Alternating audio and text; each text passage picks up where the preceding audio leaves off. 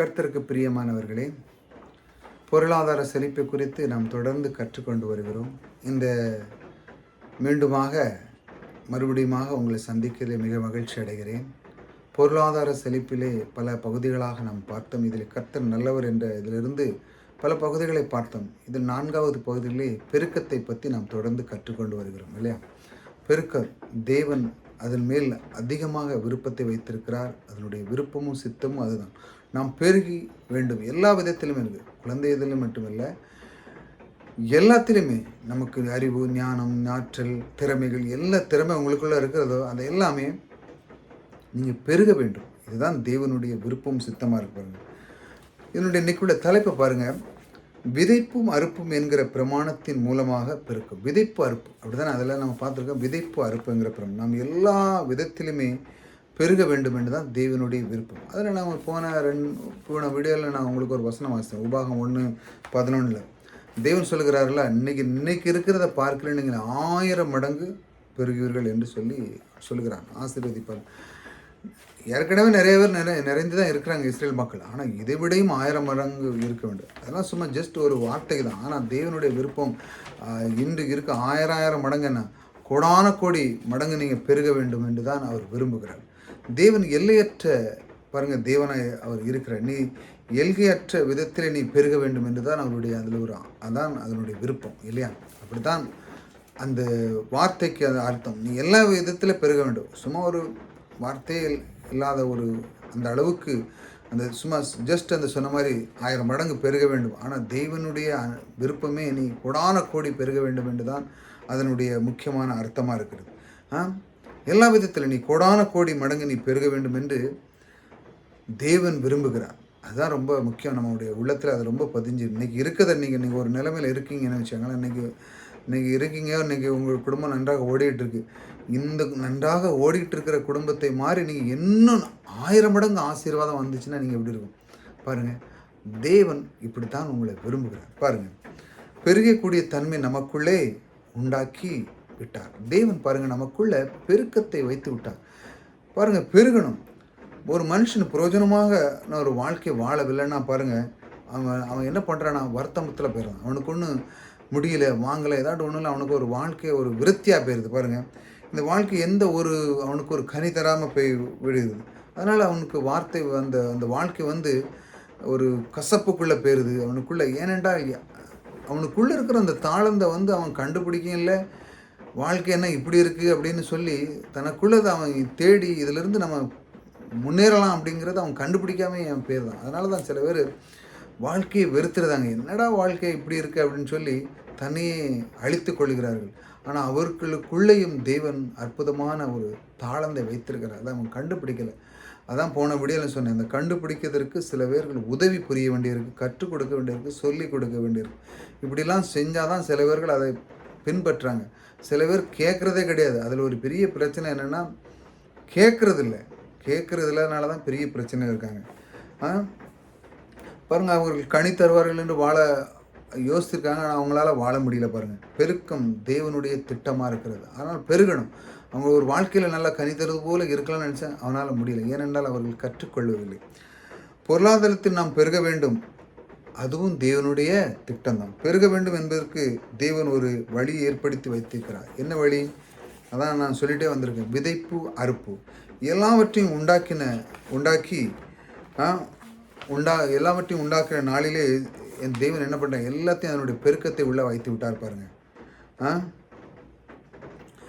எல்லாம் நீங்கள் உள்ளாக அதில் உள்ள எல்லாத்தையும் பாருங்கள். மனிதன், மிருக, எல்லாம் மரம், செடி, கொடி எல்லாமே உள்ளுக்குள்ளே அதில் விதையை உள்ளே வைத்துட்டார். அப்படி தான் அது உண்டாக்கின அந்த பூமி உருவாக்குற நாள் முதல் கொண்டே அப்படி தான் அந்த ஒரு பிரின்சிபை உள்ளே வச்சுட்டார். இப்படி தான் அது செயல்படுன்னு சொல்லி இப்படித்தான் உலகம் இயங்க வேண்டும் என்று வைத்து விட்டார். பூமி உள்ளளவும் விதைப்பு அறுப்புங்கிற பிரமாணம் இயங்கி கொண்டு பைபிளில் நீங்கள் பார்ப்பீங்களா? புதைப்பு அறுப்புங்கிறது பூமி உள்ளளவு மட்டும் உண்டு. இது ஒரு பூமியில் போட்ட விதை மட்டும்தான், அது மட்டுமா இருக்குங்களா? வாழ்க்கையில் பலவிதமான காரியங்கள் இருக்குது. அதை எப்படி நான் உங்களுக்கு சொல்லித்தரேன். அதான் பவுல் சொல்கிறாருங்க, பொருளாதாரத்தை எப்படி அறுவடை செய்ய வேண்டும் என்று பேசுகிறார். பவுல் அப்போஸ்தலர் பேசுகிறார்ல, சிறுக விதைக்கிறவன் சிறுக இருக்கிறான், பெருக விதைக்கிறவன் பெருக இருக்கிறான். கலாத்தியர் 6ஆம் அதிகாரத்தில் இன்னொரு இடத்துல சொல்லியிருக்குது, மோசம் போகாதிருக்க தெய்வன் தம்மை பரியாசம் விட்டார். மனுஷன் எதை விதைக்கிறானோ அதையே அறுப்பான். பாருங்கள், இதையும் அப்படி தான். எதை விதைக்கிறானோ அதையே அறுப்பான். வாழ்க்கையில் பூமியில் பாருங்களேன், நீங்கள் எதை விதைக்கிங்க, நீங்கள் நெல் விதைச்சின்னா நெல், அதே மாதிரி தான் வாழ்க்கையில் தீமையை விதைக்கினா தீமை, கெட்டது உங்களுக்கு எல்லாவற்றையும் அது இப்படி தான் கொடுக்கும். நீங்கள் எதை விதைக்கிறீங்களோ அதுபடி தான் அதுதான் அதனுடைய அர்த்தம். நீங்கள் எதை விதைக்கிறீங்களோ அது உங்களுக்கு கிடைக்க போகிறது. எல்லாவற்றையும் இந்த இதைத்தான் நீங்கள் அதை செய்யும் பொழுது இதை தான் நீங்கள் பெற்றுக்கொள்ள போகிறீங்க. இதுதான் வாழ்க்கைக்கு ஒரு கோட்பாடாக கர்த்தர் வைத்து விட்டார். நீங்கள் எதை விதைக்கிங்களோ அதை நீங்கள் அறுவடை பண்ண போகிறீங்க. இப்படி தான் நான் ஒவ்வொரு வழிமுறைகளை தேவன் இந்த பைபிளில் சொல்லி கொடுத்துட்டே வருகிறார். அதனால தான் அதில் விதைப்பு அறுப்புங்கிறது ஒன்று, அதை தான் நம்ம அதிகமாக பார்க்குறோம். விதைப்பு அறுப்புங்கிற பிரமாணத்தை நான் ஏன் வைத்திருக்கிறார் என்று கவனிக்க வேண்டியது. ஏன் இந்த பூமியில் இந்த விதைப்பு அறுப்புங்கிறத வைத்திருக்கிறார்? ஏனென்றால் இதன் மூலமாக பெருக வேண்டியது தேவனுடைய திட்டமாக இருக்கிறது. இதை நன்றாக கவனிக்கணும். இதில் தான் நீங்கள் பெருகணும். இதுதான் தேவனுடைய திட்டமாக இருக்குது பாருங்கள். எல்லோருக்கும் விதை இருந்து எல்லாம் எல்லாரும் ஒரு விதை வடிவில் இருந்தால் எல்லாமே ஆரம்பிச்சது. அப்படி தானே? உங்களுக்கு நீங்கள் கொஞ்சம் எண்ணி பாருங்கள். இன்றைக்கி நீங்கள் ஒரு நல்ல ஸ்டாண்டர்டில் இருக்கீங்க, நல்ல ஒரு பெரிய ஸ்தாபனத்தில் இருக்கீங்க, நல்ல இதாக இருக்கீங்க அப்படின்னா உங்களுக்குள்ளே ஒரு தாழ்ந்து ஆற்றல் இருக்குமானால் நீங்கள் ஒரு காலத்தில் என்ன பாருங்க, ஒரு தாயின் வடிவில் ஒரு சின்ன விதையாக தான் இருந்தீங்க. அதுக்குள்ளே எல்லாமே இருந்து ஒரு காலத்தில் உங்கள் தாயின் வடி கருவில் ஒரு விதையாக அந்த விதையின் உள்ளே அதுக்குள்ளே தான் எல்லாம் ஆண்டவர் வச்சிருது. அதுக்குள்ளே என்ன இருந்து ஆற்றல்கள், திறமைகள் எல்லாம் அதற்குள்ளே இருந்தது. ஆனால் இன்றைக்கு வளர்ந்து என்ன பண்ணுது, அது வளர்ந்து வந்து விட்டது. அப்படி தானே? அதுதான் உண்மை, எல்லோருக்கும் தெரியும். இப்படி தானே உண்மை. அது உள்ளே இருந்து நீங்கள் இப்போ அது வளர்ந்து வந்திருக்கு. அது பிரகாரம் தான் அது செயல்படுகிறது. அதே மாதிரி தான் நீங்கள் விதையில் தான் எல்லாமே ஆரம்பிக்கிறது. இது விவசாயிகிட்ட கேட்டாலே தெரிஞ்சிடும். அவன் விதையை எப்படி போடுறான், ஒவ்வொன்றும் தன்னுடைய பூமியில் போட்டு அவன் அறுவடை பண்ணுறான். விவசாயிகிட்ட நீங்கள் கேட்டு பாருங்கள், விதை வழியில் என்னெல்லாம் எப்படிலாம் பெருக்கம் வரும், எந்தெந்த காலத்தில் எதை போட்டால் பெருக்கம் வரும்னு அவனுக்கு அழகாக தெரியும். இப்படி தான் தேவன் வச்சிருக்கிறாரு பாருங்கள். இந்த விதமான காரியத்தை நீங்கள் கற்றுக்கொள்ளணும். விதை நமக்குள்ளே வைத்திருக்கிறாரு. நம்முடைய தாளந்து எல்லாத்தையும். எப்பொழுது நீங்கள் இன்றைக்கி நன்றாக இருக்கிறீங்கன்னா உங்களுக்கு முன்னூட்டி அது தேவன் வைத்த அந்த விதை அதுதான் இன்று அது ஆலமரம் போல் நிற்கிறது பாருங்கள். இதை புரிந்து கொண்ட ஒவ்வொரு நாளும் விதைப்பு அறுப்புங்கிறத நீங்கள் புரிஞ்சுட்டு வச்சாங்களா, விதைப்பு அறுப்புற எல்லாம் இந்த கோட்பாடை நீங்கள் புரிஞ்சுக்கிட்டு நாளும் நம்பிக்கை உண்டவனாக வாழ முடியும். இதை புரிஞ்சாதான் நீங்கள் நம்பிக்கை உள்ளவனாக வாழ முடியும். ஒரு பெரிய எதிர்பார்ப்போடு வாழ முடியும், உற்சாகத்தோடு வாழ முடியும். எது விதைப்பு அறுப்புகிறத ஒரு மனிதன் புரிஞ்சு கொண்டான். இன்றைக்கு பார்ப்பது ஆனால் மனுஷனுடைய வாழ்க்கையில் பாருங்கள், இன்றைக்கி பார்க்கறதுக்கு ஒன்றுமில்லாமல் இருக்கலாம், கையிலும் ஒன்றும் இல்லாமல் இருக்கலாம், நமக்கு தேவைகள் நிறைய இருக்கலாம்.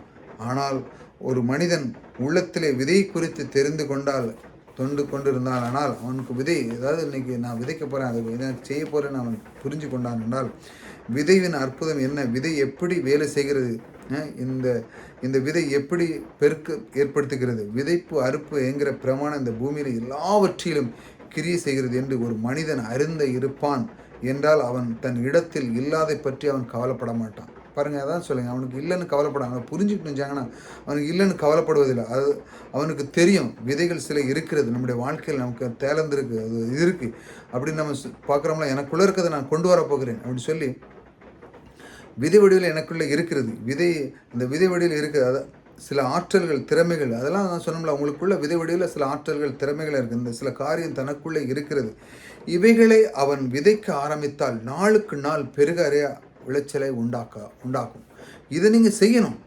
நீங்கள் செய்ய இப்போ நான் சொன்னோம்ல, சிறு குழந்தையாக இருக்கும் தாயின் கருவில் ஒரு விதையாக தான் இருந்தான். ஆனால் தேவன் அந்த விதைக்குள்ளே எல்லாம் வைத்திருக்கிறார். ஆற்றல், திறமைகள் எல்லாமே அதுக்குள்ளே வைத்து தான் அதை பில்ட் பண்ணுற பாருங்கள். அவனுக்கு வேண்டிய எல்லா எதிர்காலத்தின் எல்லாவற்றையும் இதன் மூலமாக உருவாக்க முடியும். எது மூலமாக? விதைப்பு அறுப்பு. எதிர்காலத்தை ஒரு ஒளிமிகமான நல்ல வெற்றிகரமான எதிர்காலத்தை உருவாக்க முடியும்.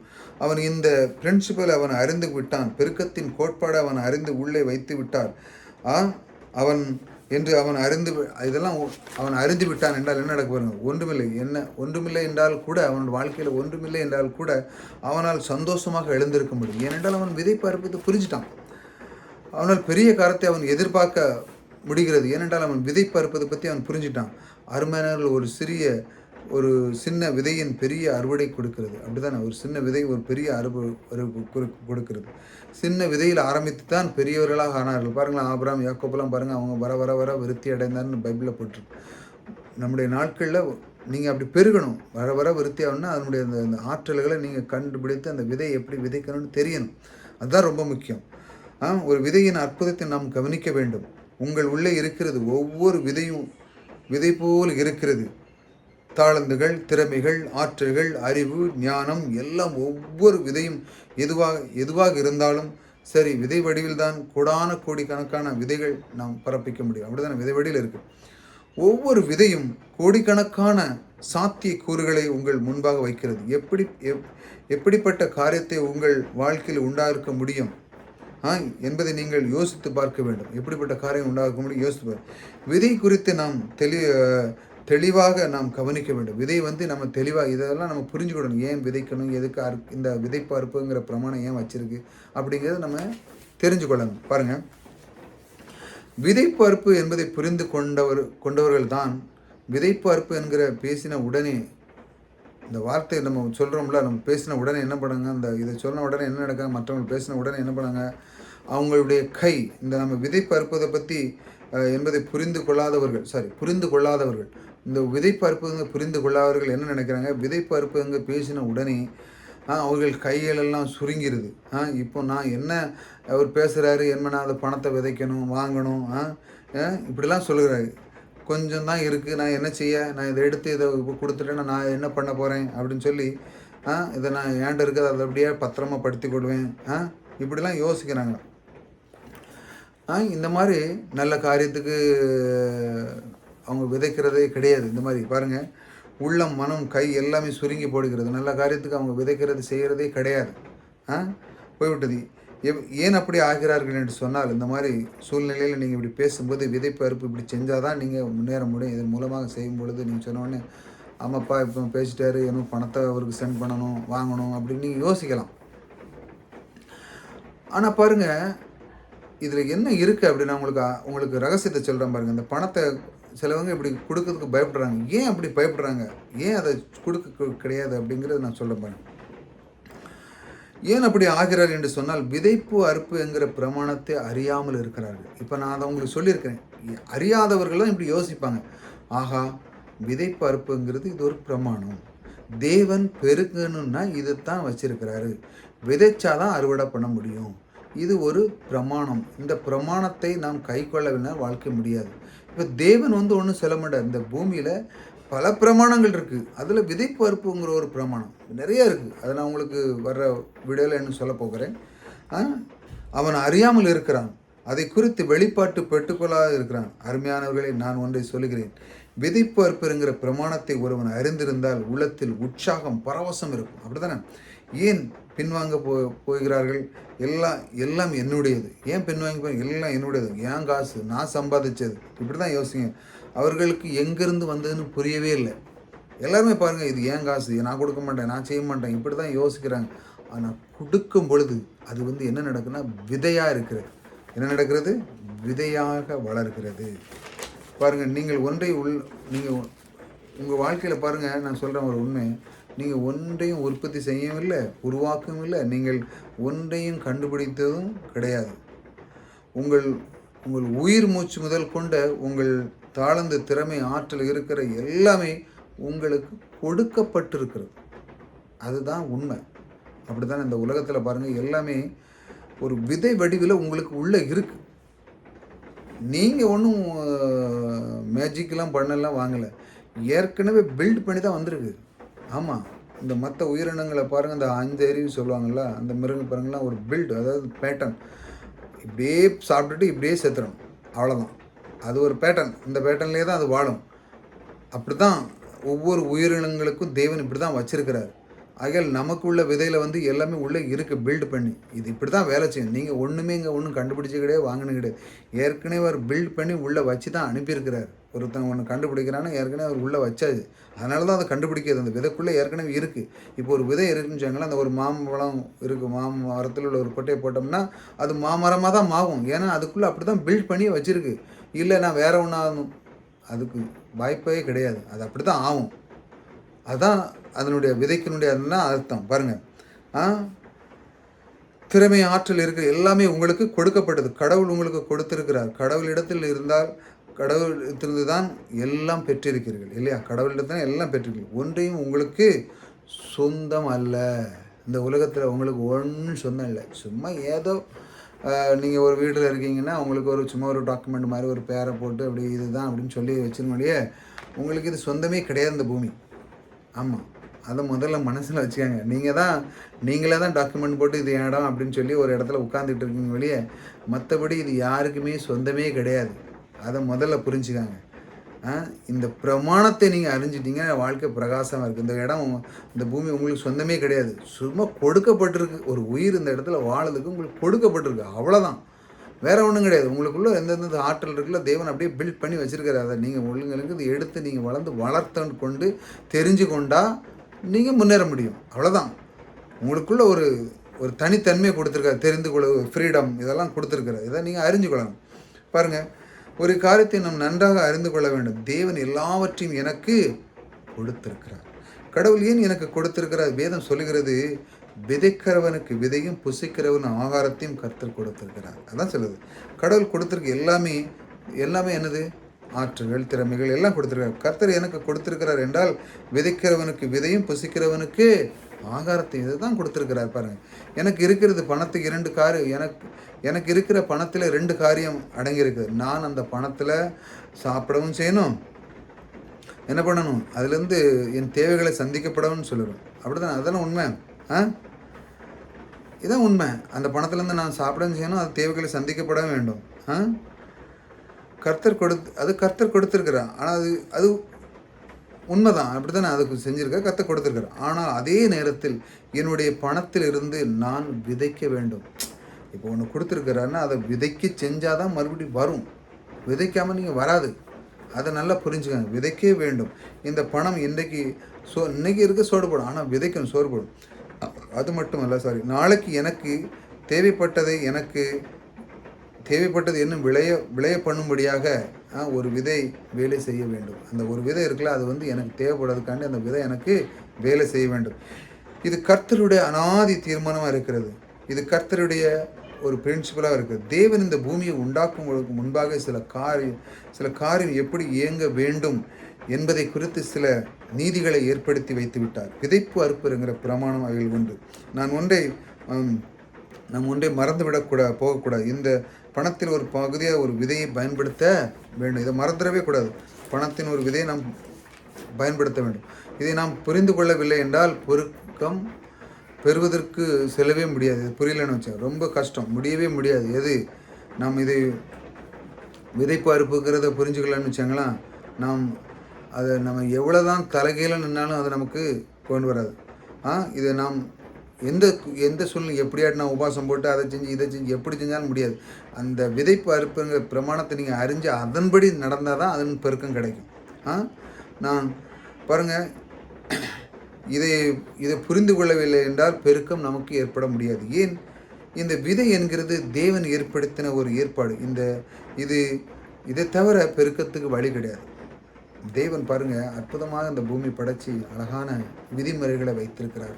புவியீர்ப்பு விசை, பலவிதமான கோட்பாடுகள் இந்த பூமியில் இருக்குது. மனுஷன் இதை அறியணும். ஏன் நான் செழித்திருக்கலை? அதற்கு காரணம் என்ன? அப்போ நான் ஏன் இப்படி ஆகிட்டேன் அப்படின்னு அவன் ஒருத்தன் அறியும் பொழுது அவனுக்கு கிடைக்கிருப்பாங்க. நான் என்னத்தை செஞ்சு நான் தலைகீழே விழுந்து வாங்கி கீழே விழுந்து அதை செஞ்சு மொட்டை அடித்து அதை செஞ்சு ஒன்றும் ஆக போகிறதே கிடையாது.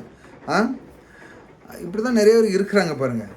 வேதம் சொல்லுகிறது வேதம் சொல்லுகிறத யாரும் கவனிக்கிறதே கிடையாது. அவர்கள் பண்ணதை பார்த்தா கர்த்தர் தான் தப்பு இதை பண்ணிட்டாரு. நான் எவ்வளோ மண்டாடினேன், உளுந்தேன், வாங்கினேன், காலை குத்துனேன், கையை குத்துனேன், அதை குத்துனேன், இதை குத்துனேன், எல்லாம் குத்தி பார்த்தா ஒன்றும் நடக்கலை அடிப்பாங்க. எப்படி நடக்கும்? நீங்கள் பிரமாணத்தை அறிஞ்சுக்கிட்டாலே போதும். இப்போ ஒரு புவி விஷயம் இருக்குது, மேலே போட்டால் கீழே தான் வரும். அது உலகத்தில் இருக்க எல்லாருக்குமே ஒன்று தான். பாருங்கள், அவன் வேதக்காரன், இவன் கிருஷிக்காரன், அதக்காரன், இதக்காரன், எந்த வருங்காரன், இந்துக்காரன், அவன் யாராலும் சேர்ந்தான், எல்லாருக்கும் ஒரே வேலை செய்தா இல்லை. அதே மாதிரி தான் இந்த விதைப்பு அறுப்புங்கிறது எல்லாத்துக்கும் வேலை செய்யுங்க, எல்லா மனிதர்களுக்கும் வேலை செய்யும். ஆனால் உங்களுக்கு அழகாக தேவன் அழகாக பைபிளை கொடுத்து பலவிதமான ரகசியத்தை கையில் கொடுத்துருக்காரு பாருங்கள்.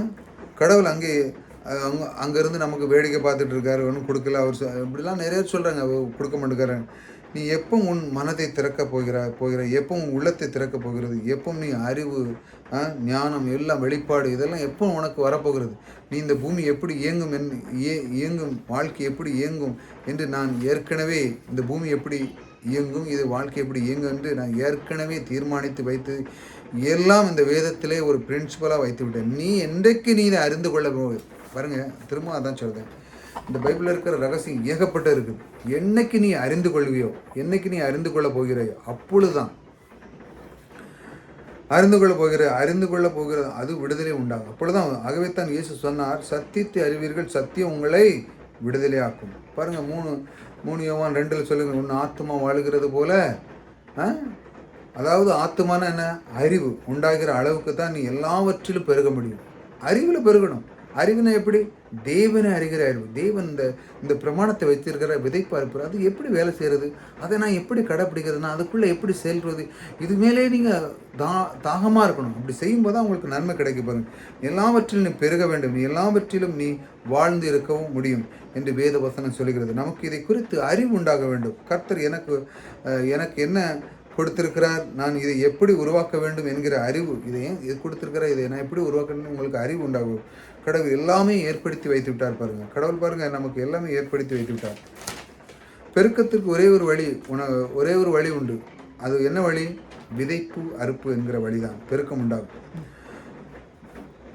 பாருங்கள், ஒன்றுமில்லாமல் இருக்கிற இந்த நமக்கு வாழ்க்கையில் மனுஷன் ஒன்றுமே இல்லை இருக்குது என்றால், ஒரு விவசாயி பாருங்கள், அவன்கிட்ட ஒன்றுமே இல்லை. ஆனால் அந்த விவசாயி என்ன பண்ணுறான் பாருங்கள், விவசாயி தன்னுடைய வாழ்க்கையில் அவனுக்கு அவனுடைய இப்போ இல்லை, ஆனாலும் அவனுக்கு பெருகணும்னா என்ன பண்ண வேண்டியிருக்கு, அவன் பெருக வேண்டும் என்றால், பெருக்கம் ஏற்பட வேண்டும் என்றால், அவன் வைத்திருக்கிற அந்த விதையை அவன் விதைக்க வேண்டும். இப்படி தான் அவன் அந்த நிலத்தில் விதைக்கணும். அப்படி நிலத்தில் விதைச்சாதான் அவனுக்கு கிடைக்கும்.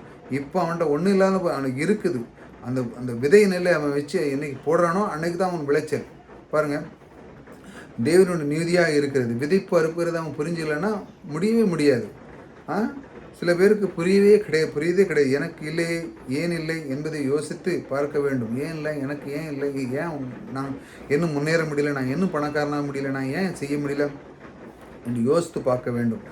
அதுதான் கர்த்தர் அறிந்து கொள்ள வேண்டும். இதுதான் கர்த்தர் விரும்புகிறார். இப்படி நீ அறிஞ்சு கொள்ளுங்க. ஏன் இல்லை, எனக்கு ஏன் இப்படி இருக்கேன், நான் பொருளாதாரத்தில் ஏன் செழிப்பாக இல்லை, நான் ஏன் என்ன முன்னேறல, இப்படி ஒரு மனிதன் புரிந்து கொள்ளும்போது என்ன நடக்குன்னா, அவன் கர்த்தரை உள்ள வார்த்தை அவன் விரும்புகிறான். விதைப்பு அறுப்பு புரிந்து கொண்டவனுக்கு எதிர்காலம் உண்டு. ஏனென்று சொன்னால், பெருக்கத்தில் தான் ரகசியம் அதில் அடங்கியிருக்குது. பெருக்கத்தில் தான் அது ரகசியம். அந்த அந்த விதைப்பு அறுப்புங்கிறதுல தான் அது அடங்கியது. பெருக்கம் அதுதான் ரொம்ப முக்கியம். விதைப்பு அறுப்புறது புரிந்து கொண்டவனுக்கு, இதை யார் புரிஞ்சுக்கணும், எதிர்காலம் உண்டு. ஏனென்று சொன்னால், பெருக்கத்தில் தான் ரகசியம் இருக்குது. அடுத்தது ரொம்ப முக்கியமானது பாருங்கள், விதை கையில் அநேக பேருக்கு கையில் இருக்குது. ஆனால் அவங்க என்ன பாக்கெட்லேயும் இதில் அலமாரில் வச்சுக்கிட்டு அவங்க இருக்கிறத எடுத்து கொடுக்குறதே கிடையாது. பாருங்கள், விதை இப்படி இருந்ததுன்னா எப்படி பெருக முடியும், உள்ளே வச்சுட்டு விதைக்கிறதே கிடையாது. விதை நல்லா வீட்டில் வச்சுட்டு மழை பெய்யுது, வீட்டுக்குள்ளே வச்சா அவனுக்கு அடுத்தல 10 கோட்டை 60 கோட்டை எப்படி வீட்டுக்குள்ளே வந்து சேரணும். இப்போ அவன் பூமியில் போடணும். பூமியில் போட்டு நாற்று நட்டால் தான் அவனுக்கு கிடைக்கும்.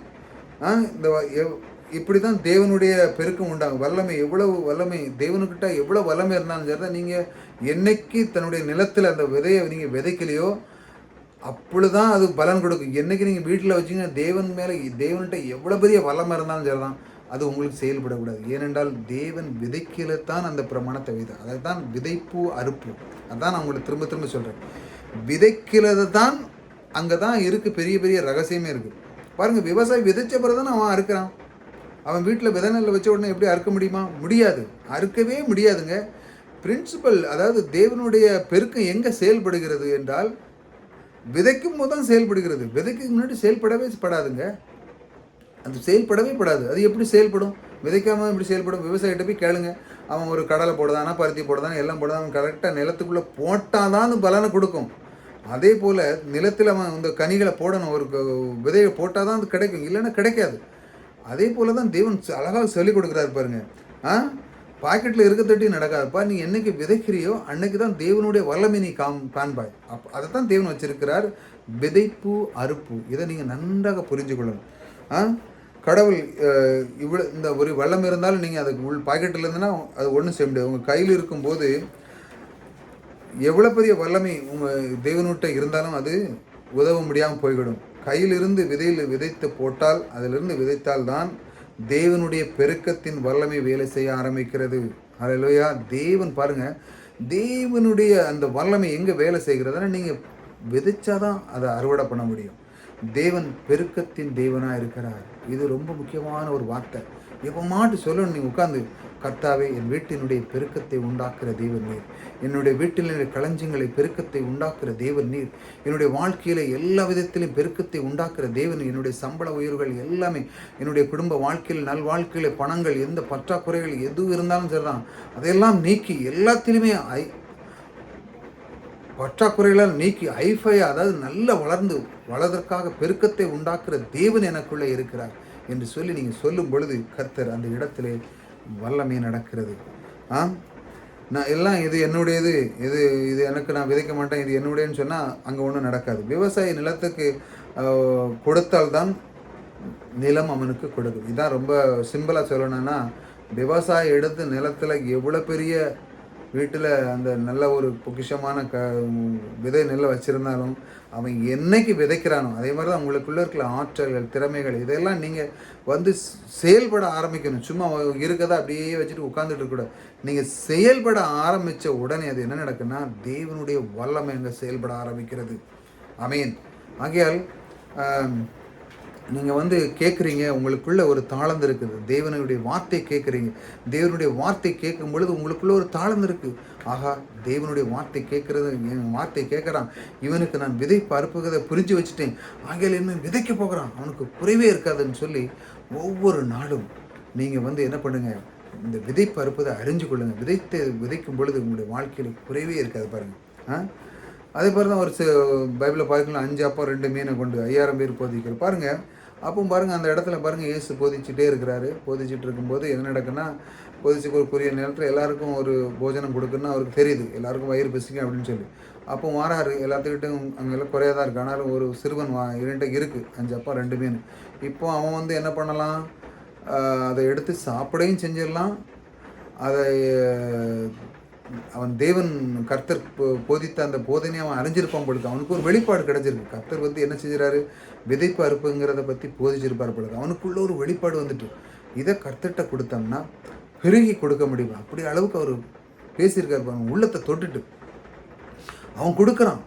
அவன் சாப்பிட்டுருக்கலாம், அழகாக இன்றைக்கி சாப்பிட்டுருந்தா அவனுக்கு வயிறு நினச்சிக்கும், நாளைக்கு இருக்கவே இல்லை. ஆனால் அவனுடைய எண்ணம், அவன் பாருங்கள், இந்த பெரியவங்களுக்கு புரியாத ஒரு இது வந்து அவனுக்கு புரிஞ்சுட்டு, இந்த கர்த்தரிட்டத்தில் நம்ம கொடுத்தா இந்த கர்த்தர் எனக்கு பெருக்கத்தை கொண்டு பண்ணிருத்தாருன்னு சொல்லி அவன் கர்த்தர்கிட்ட கொடுக்குறான். அவர் ஆசீர்வதித்து பிட்டு பிட்டு பிட்டு பிட்டு கொடுக்குறாரு. கொடுத்தா நிறைஞ்சிட்டே இருக்குது. நிறைஞ்சு எல்லோரும் முடிஞ்சு சாப்பிட்டுட்டு அந்த சின்ன பிள்ளைகள் பெரிய ஆட்கள்லாம் எண்ணெயில் பொழுது 5000 பேர் விட்டு 20000 பேர் இருப்பாங்க பொழுது அந்த அளவுக்கு கொடுத்து வாங்கி எல்லாமே நிறைஞ்சிட்டு முடிஞ்சு 12 கூடை நிறைச்சி எல்லாம் முடிச்சிட்டு அவருடைய வல்லமை அந்த இடத்துல முடியுது. ஆனால் நம்ம மக்கள் என்ன திரும்ப சொல்லுவாங்க, முடிஞ்சோன்னு இவ்வளோ தான் கர்த்தருடைய அந்த மகிமை முடிஞ்சிட்டு அப்படின்னு சொல்லுவாங்க. அப்படி இல்லை ஆண்டவரே, பாருங்கள், அப்படி இல்லை அருமையானவர்களே. பாருங்கள், அந்த அந்த அந்த அந்த அந்த அந்த 5 அப்பம் 2 மீனை கொடுத்து அவர் ஆசீர்வதித்து எல்லாத்தையும் பெட்டு கொடுத்தார்ல, பெட்டு கொடுக்க பாருங்கள், அந்த 12 கூடை நிரம்பி எல்லாம் வல்லமை நிறைய பேர் தீர்ந்துட்டுன்னு சொன்னாங்க. அப்படி இல்லை, கொஞ்சம் யோசித்து பார்க்க வேண்டும். தேவன் யார்? அவர் எப்பேற்பட்டவர், அவர் எப்படி கிரியைகளை செய்கிறவர் என்று யோசித்து பார்க்க வேண்டும். தேவனை பற்றி நீங்கள் யோசிக்கணும். சும்மா அப்படி அந்தால அவ்வளோதான் இருந்துச்சு, அந்தால அவருடைய வல்லமை தீஞ்சின்னு சொல்லி மக்களுடைய எண்ணங்கள் பாருங்கள், இப்படி நினச்சின்னா அப்படி பேசுகிறாங்க, அப்படின்னா இப்படி பேசுகிறாங்க, முடிஞ்சு போச்சுன்னு யோசிக்கிறாங்க பாருங்கள். ஏன் என்று சொல்ல கடவுளிடம் வல்லமை திருந்துட்டா அப்படின்னு நீங்கள் ஏன்னு சொல்ல, கடவுள்கிட்ட வல்லமை திருந்துட்டா இல்லைங்க. ஆனால் உண்மை என்ன, அங்கே கூட இல்லை, அவ்வளோதான். அங்கே என்ன கூட இல்லை, அதான் நான் நினைக்கிறேன், இல்லையா? அங்கே 12 கூட இருந்து 12 கூடையும் நிறைச்சார், அதுதான் உண்மை, இல்லையா? அப்படித்தான் அவருடைய வல்லமை அங்கே இருந்தது. அவ்வளோ வெள்ளத்தையும் நிறைச்சி கொடுத்தார். ஏன்னா விதை வடிவில் இருந்ததுனால அவர் ஃபுல்லாக நிறைச்சி கொடுக்குறாரு பாருங்கள். பழைய ஏற்பாட்டில் ஒரு கதையை பார்க்கணும். எலிசா தீர்க்கதரிசி பார்த்தீங்கன்னா அந்த விதவைக்கான அந்த எண்ணெயை கொண்டு வர்றாரு, நிறைக்கிறார், பாத்திரம்லாம் கொண்டு வர்றாரு. அதனால் நீங்கள் நினைக்கலாம் அதெல்லாம் நிறச்சி கொண்டாந்து அந்த மகிமை நின்றுட்டு கற்று விடுவாங்க. இல்லைங்க, அங்கே பாத்திரம் இல்லை, அவ்வளோதான். இன்னும் நிறைய பாத்திரம் தான் எல்லாத்தையும் நிறச்சி கொடுப்பாரு. கர்த்தரை அந்த அளவுக்கு நம்ம இவ்வளோதான் அப்படின்னு நினைக்கக்கூடாது. அவர் எல்கையற்ற விதத்திலே அவர் நம்மை ஆசீர்வதிக்க அவர் நமக்குள்ளே இருக்கிறாருங்க நம் தேவன். அதை நீங்கள் புரிஞ்சுக்கணும். ஒரு பெரிய அற்புதம் நடந்தது பாருங்கள். அன்றைக்கே பாருங்கள், அதே தான் சொன்னாங்களே அந்த பையனை பாருங்கள். அந்த பெரிய அற்புதம் 5 மீன் அவன் என்ன பண்ணான்னா, அவன் அந்த ரகசியத்தை நான் உங்களை சொல்லணும்னா, அந்த விதை அவன் விதையாக எண்ணி அவன் கொடுத்தான். அவர் ஒரு விதைப்பு அற்புதங்களை பற்றி அதிகமாக போதிச்சிருப்பார் பொழுது அவன் என்ன நினச்சான், விதையாக கொடுத்ததுனால என்ன நடக்க பாருங்க, அது பெருகிச்சு. ஆனால் நான் உண்மையை சொல்லணும்னா, உலகத்தில் இருக்கிற அவ்வளோ பேரும் அந்த இடத்துல போய் நின்று கூடையாக கொண்டு போனால் அவ்வளோத்தையும் அவர் நினச்சிருப்பார் என்பது தான் அது உண்மை. பெருக்கம் ஏற்படும் அந்த இடத்துல அவ்வளோத்தையும் கொண்டு வந்து அவர் பெருக்கத்தை அவ்வளோத்தையும் நெரிச்சு கொடுத்துருப்பாரு பாருங்க. இன்னொரு கதை பாருங்கள். ஒரு எலிசா அந்த தீர்க்கது மாவு எண்ணெய் அன்னைக்கு அவ்வளோதான் இருந்துச்சு, சாப்பிட்டுட்டு சாத்துறன்னு செத்து போயிடும்னு சொல்லிட்டு அவர் எனக்கு பண்ணித்தா அப்படின்னு அவர் தீர்க்கத்தை சொன்ன உடனே என்ன பண்ணு அவர் பண்ணி கொடுக்குறாரு. ஏன் நீங்கள் கொஞ்சம் யோசித்து பாருங்கள். நாளைக்கு இன்னைக்கு மட்டும்தான் இருக்குது. யாராட்டு எனக்கு பண்ணி தானே, நாளைக்கே இல்லை அவருக்கு இல்லை, இன்னைக்கு சாக போகிறீங்க, யாராட்டு கொடுப்பாங்களா? அவளுக்குள்ள ஏதோ ஒரு வெளிப்பாடு தெரிஞ்சிருக்கு. இது ஒரு கர்த்தர் மனிதன், ஏதோ ஒரு நமக்கு வாழ்க்கையை உண்டு பண்ண, நம்முடைய வாழ்க்கை பெருக்கத்தை உண்டு பண்ணது தான் அவர் வந்திருக்காருன்னு சொல்லி அவள் பண்ணி கொடுக்குறார் பாருங்கள். அதுக்கப்புறம் அவங்க சாப்பிட்டாங்க, அந்த பிள்ளைகள் சாப்பிட்டு பஞ்சகாலம் ஃபுல்லாக சாப்பிட்டாங்கன்னு அதில் நம்ம கதையை பாசிக்க இல்லையா? அந்த ஒரு மனுஷனுக்கு கர்த்தருடைய வெளிப்பாடு, அதாவது கர்த்தர் அந்த விதைப்பு அறுப்புறது உங்களுக்குள்ளே இப்போ புரிஞ்சு உள்ளத்துக்குள்ளே வந்துட்டுன்னு வச்சாங்களாம், விதைத்தால்தான் பெருக முடியும். இதுதான் ஏன் என்று நான் திரும்ப திரும்ப சொல்லுகிறேன். விதைத்தால்தான் தேவனுடைய வல்லமை செயல்படும்.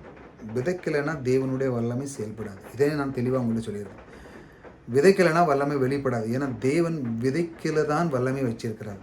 அதுதான் விதைப்பு அறுப்புறங்கிற பிரமாணத்தை தேவன் வச்சிருக்கு. விதைக்காமல் வாழுங்க. விதைக்கிறவனுக்கு விதையும் பசிக்கிறவனுக்கு ஆகாரத்தையும் கொடுக்குற அந்த கர்த்தர் பாருங்கள் என்ன அழகாக வச்சிருக்காரு பாருங்க. எல்லோருக்குள்ளே ஒரு பெரிய வெளிப்பாடு உண்டாக வேண்டும். உங்களுக்கு இருக்க வேண்டும். கொஞ்சம் விதையாக இதை விதையாக நீங்கள் எண்ண வேண்டும். உங்களுக்குள்ள எல்லாருக்குமே இது ஒரு வெளிப்பாடு உண்டாக வேண்டும் பாருங்கள். வெளிப்பாடு உண்டாகும்போது உங்களுக்கு பரவசம் வந்துவிடும், உற்சாகம் வந்துவிடும். இதெல்லாம் வெளிப்பாடு வரும் பொழுது இதுதான் விதை என்கிற வெளிப்பாடு உண்டாகிறது. அப்பொழுது தான் உங்கள் எதிர்காலம் உண்டாகும். இந்த வெளிப்பாடு வந்தால் தான் உங்களுடைய எதிர்காலம் உண்டாகும். நீங்கள் எல்கையற்ற விதத்தில் நீங்கள் பெருக முடியும். அதுதான் நான் உங்களுக்கு போன 2 வீடியோக்கு முன்னாடி சொன்னேன். ஒரு பப்பாளி பழம் ஒரு விதை போட்டு அதில் 500 விதைகளுக்கு அந்த 500 விதை போட்டு அதிலிருந்து பெருகி கோடான கோடி பெருகுது. உங்களிடம் இருக்கும் கொஞ்சம் விதை பாருங்கள். ஏனென்றால் அது ஒரு ஒளிமயமான எதிர்காலம். கொஞ்சம் விதை தான் இருக்குது, ஆனால் அது உங்களுக்கு ஒளிமயமான ஒரு எதிர்காலம். அருமையானவர்கள், நீங்கள் காண வேண்டும். நீங்கள் அந்த எதிர்காலத்தை காண வேண்டும். அதான் கர்த்தருடைய விருப்பமாக இருக்கிறது. 12 கூடையும் அவன் நிறச்சி கொண்டு போய் அதெல்லாம் கொண்டு கொடுத்துட்டுவான்னு சொல்லியிருப்பார். இப்போ எடுத்துக்கொண்டு சேர்த்துக்கொண்டு அவன் கொண்டு போன்னு சொல்லி அவருக்கு கர்த்தர் அனுப்பியிருப்பார். அந்த அளவுக்கு அவர் பெருக்கத்தை உண்டு பண்ணுறார் பாரு தேவன். நான் சொல்லுகிறேன், விதை பற்றி புரிந்து கொண்டால் அதன் மூலமாக ஏற்படுகிற விளைவுதான் பெருக்கம். அதுதான் 1000 மடங்கு பெருகு. விதைப்பை பற்றி புரிஞ்சோன்னா 1000 மடங்கு பெருகும். விதைப்பருப்புங்கிறது புரிந்து கொண்டால் 1000 மடங்கு பெருகு என்பது கூடாத காரியம். அது பெருக கண்டிப்பாக உங்களுக்கு புரியும். விதைப்பருப்பு என்பது புரிந்து கொள்ளாமல் இருந்துச்சுன்னா உங்களுக்கு 1000 மடங்கு பெருக முடியாது. ஆனால் புரிஞ்சு கொண்டால் நீங்கள் 1000 மடங்கு பெருகலாம். விதைப்பருப்பு என்கிற வெளிப்பாட்டை அறிந்து கொண்டால், புரியலைன்னா பெருக முடியாது. அறிந்து கொண்டால் 1000 மடங்கு அதிகமாகும் என்பது அதிக நிச்சயம். இது உண்மை. புரிந்து கொள்ளாமல் தான் 1000 மடங்கு பெருக முடியாது என்பது இது புரியலைன்னா கூடாத காரியங்க. புரிஞ்சால் தான் நீங்கள் பெருக முடியும். நீங்கள் கோடான கோடி மடங்கு நீங்கள் பெறுவீர்கள் என்பதில் அதிகம் நீங்கள் சந்தேகமே கிடையாது. நீங்கள் விதைப்பருப்புங்கிறது புரிந்து கொண்டால். நான் உங்களுக்கு ஒரு சவால் விட்டு சொல்கிறேன். உங்களிடத்தில் இருக்கிறதை விதையாக எண்ணுங்கள். ஏனென்றால் தேவன் அதை பெருக்க வல்லவராக இருக்கிறார். அதைத்தான் நான் திரும்ப திரும்ப சொல்கிறேன். உங்களுக்குள்ளே இருக்கிற விதையை விதைங்கள். விதை செல்ஃப்லையும் பாக்கெட்லையும் வச்சுட்டு இருந்தால் ஒன்றும் நடக்காது. எனக்குள்ளே இருக்கிறத நீங்கள் செயல்பட ஆரம்பிக்கணும். அப்போ தான் நீங்கள் செயல்படுவீங்க. அப்போ தான் உங்களுடைய வளர்ச்சி வரும். உள்ளுக்குள்ளே இருந்துன்னா அது ஒன்றும் அப்படியே மங்கி போய் எத்தனை பேர் அப்படியே இருக்காங்க. அதை கொண்டு வரது கிடையாது, முயற்சி பண்ண கிடையாது, செய்ய கிடையாது. உங்களுக்குள்ளே ஒன்று இருக்குது. அதை எடுத்து நீங்கள் செயல்படும் போது என்ன நடக்குன்னா அது பெரிய ஆற்றலை தேவன் உண்டு பண்ணுகிறார். அங்கே தான் செயல்படுகிறார். தேவன் வந்து எதிர்நீச்சல் அடிக்கிறதுல தான் செயல்படுகிறார். முன்னேறான், செய்ய போகிறேன் அப்படிங்கும்போது தேவனுடைய வல்லமை அங்கே தான் வெளிப்படுகிறது. என்னைக்கு விதைக்கிறான போடுதான நிலத்தில் போடும்போது தான் அங்கே வேலை நடக்கிற பாருங்க. இந்த மாதிரி நீங்கள் தினமும் இந்த மாதிரி வார்த்தைகளை கேட்கணும் பாருங்க. விதைப்பு அறுப்புங்கிறது விதைக்காமல் கிடைக்காது. அருமையானவர்களே, ஒவ்வொரு நாளும் இப்படி நீங்கள் கேட்குறவங்களுக்கு நீங்கள் விதைக்கலாம் பணத்தை. ஆகையால் உங்களுக்கு அதன் மூலமாக பணம் பெருகும். உங்களுடைய வாழ்க்கையில் நீங்கள் கொடுக்கறதுக்கு மனம் வரணும். உங்கள் மனதை எப்படி அதை கையாளுவது என்று நான் உங்களுக்கு ஒரு வீடியோ போடுறேன். அதாவது நீங்கள் கொடுக்கறதும் போதே உங்கள் மனம் எப்படி இருக்கணும், அது ரொம்ப முக்கியம்ல. நீங்கள் கொடுக்குறீங்க, சில நேரத்தில் நீங்கள் நான் இப்போ பெருக்கத்தையும் உங்களுக்கு சொல்லிட்டேன். விதைப்பு அறுப்புங்கிறது அப்படி நீங்கள் ஒரு ஒரு ஒரு 1 லட்சமோ 2 லட்சமோ கொடுக்குறீங்கன்னு வச்சாங்களாம். உதாரணத்துக்கு ஒரு 2 லட்சம் 10 லட்சம் கொடுக்குறீங்க அப்படின்னாலே உங்களுடைய உள்ளம் சரியாக இருக்கணும்ல. உங்களுடைய உள்ளம் சரியில்லைன்னா உங்களுக்கு அது வந்து சரியாக அது வேலை செய்யாது. உங்களுடைய உள்ளம் நல்லா இருக்கணும். நான் விதைக்க போகிறேன் அப்படிங்கும்போது உங்களுடைய உள்ளம் சரியாக இருக்க வேண்டும். அந்த உள்ளத்தை பற்றி நான் உங்களுக்கு போதிக்க போகிறேன். ஆகையால் கொடுக்கும்போது நீங்கள் கவலைப்படாதுங்க. எந்த விதத்துலையுமே கொடுக்குறேன்னு, அதாவது விதைக்கிறவன் பாருங்கள், பூமியில் அந்த நெல்லை வச்சுக்கிட்டு சாப்பிட முடியாது. விதை நெல்லை அவன் போட்டே ஆகணும் பூமியில். ஐயோ நான் போட்டேனே, அடுத்தல நான் நாளைக்கு இருக்க சாப்பிட வருமா அப்படின்னு அவன் எதிர்பார்க்க. இன்றைக்கி போட்டான்னா அவனுக்கு நன்றாக தெரியும். 4 மாதத்தில் நான் இன்றைக்கி 1/2 கொட்டை நெல் போட்டேன்னா 20-30 கொட்டை நெல் வரப்போகுதுன்னு கண்டிப்பாக தெரியும். இப்படி விசுவாசிக்கணும். கொடுக்கும் பொழுது உங்களுடைய உள்ளத்தை நீங்கள் விசுவாசிக்கணும். நான் ஒன்று கொடுத்துட்டேன்னா அது எனக்கு வரப்போகிறது. இன்றைக்கி இல்லைன்னா நாளைக்கு வரப்போகுது. இதுதான் உங்களுடைய வாழ்க்கையின் ஒளிமயமான ஒரு ரகசியம். விதைக்காமல் வராது. ஆகையால் கர்த்தருடைய வார்த்தை தினமும் கேளுங்கள். ஆகையால் புதுசாக வந்தவங்க சப்ஸ்கிரைப் பண்ண வச்சாங்க. இந்த விதைப்பு அறுப்புங்கிறது ரொம்ப முக்கியம். பொருளாதார செழிப்பு வந்து வாழ்க்கையில் எல்லாருக்கும் தேவைப்படுகிறது இல்லையா? நீங்கள் எங்கே சென்றாலும் உங்களுக்கு பணம் உதவி தேவைப்படுகிறது, எல்லாம் செய்யப்படுது. ஆகையால் அதன் பெருக்கத்தை தேவனால் அழகாக கற்றுக் கொடுக்குறாரு பாருங்கள். நம்ம வேத பாதகத்திலிருந்து பாருங்கள், வேதத்திலிருந்து ஏகப்பட்ட ரகசியம் இருக்குங்க. அதை நீங்கள் அறியணும். அதை தான் தேவன் சொல்கிற கிறிஸ்து சத்தியத்தை அறிவு, சத்தியம் உங்களை விடுதலையாக்கும். நீங்கள் இதில் இருந்து நீங்கள் எப்படி பழக பழக பழக பழக உங்களுடைய உள்ளம் மகிழ்ச்சியாகும், சந்தோஷமாகும், மகிழ்ச்சியாகி பூரித்தாகும், உற்சாகம். இதெல்லாம் கர்த்தர் உங்களோடு கூட இருக்கிறார். சோர்ந்து போங்க. ஓகே, மீண்டும் நம்முடைய அடுத்த பகுதியில் நம்ம இன்னும் அதிகமாக பெருக்கத்தை பற்றி பார்ப்போம். கர்த்தர் உங்களோடு கூட இருக்கிறார். கர்த்தர் உங்களை ஆசீர்வதிக்கிறார்.